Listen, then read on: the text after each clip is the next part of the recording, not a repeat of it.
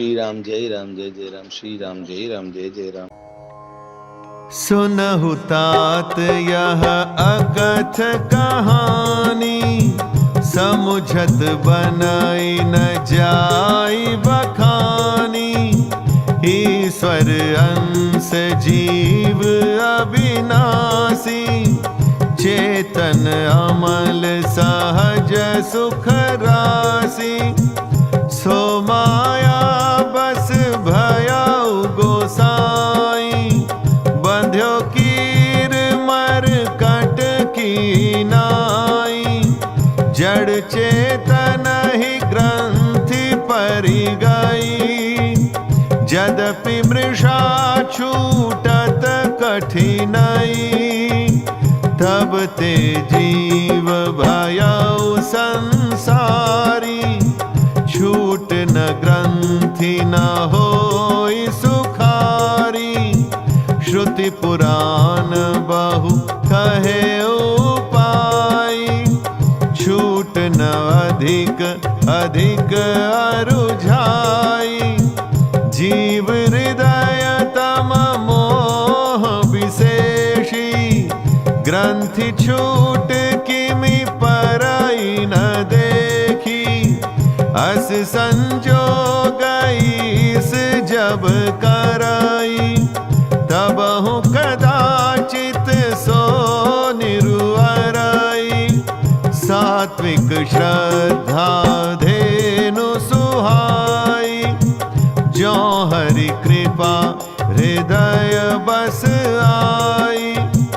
जप तप व्रत जम नियम अपारा, जे श्रुति कह शुभ धर्म आचारा। ते तृण हरित चरै जब गाई, भाव बक्षसि सुपाई पेन्हाई। नोई निवृत्ति पात्र विश्वासा, निर्मल मन अहिर निज दासा।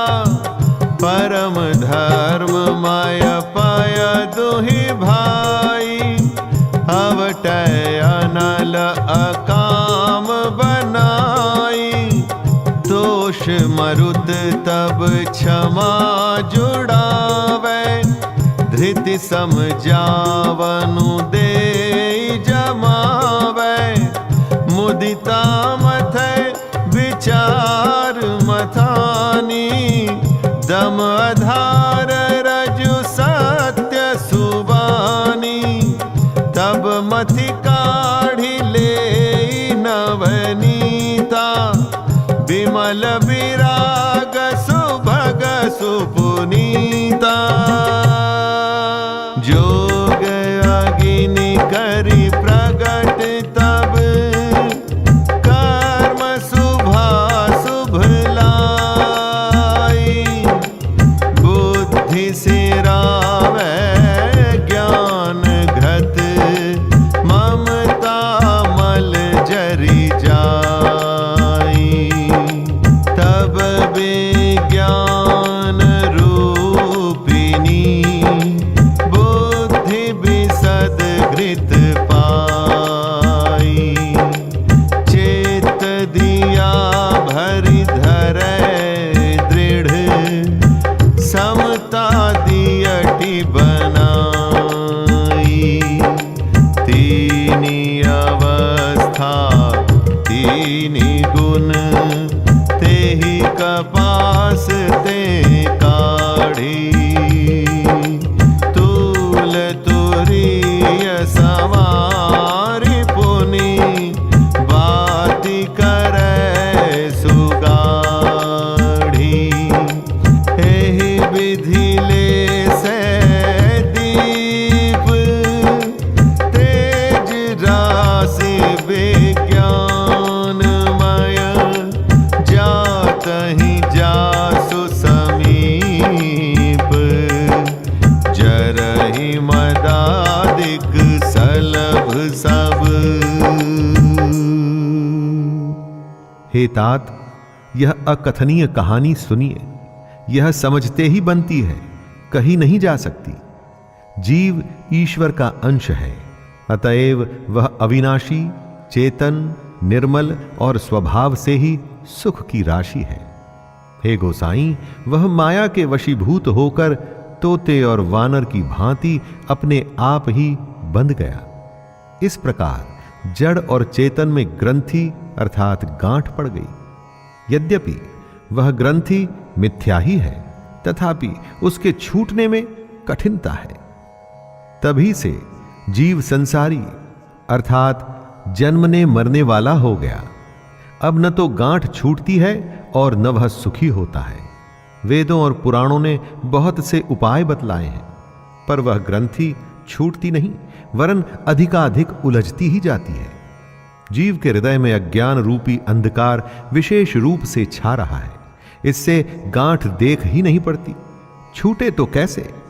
जब कभी ईश्वर ऐसा संयोग उपस्थित कर देते हैं, तब भी कदाचित ही वह ग्रंथि छूट पाती है।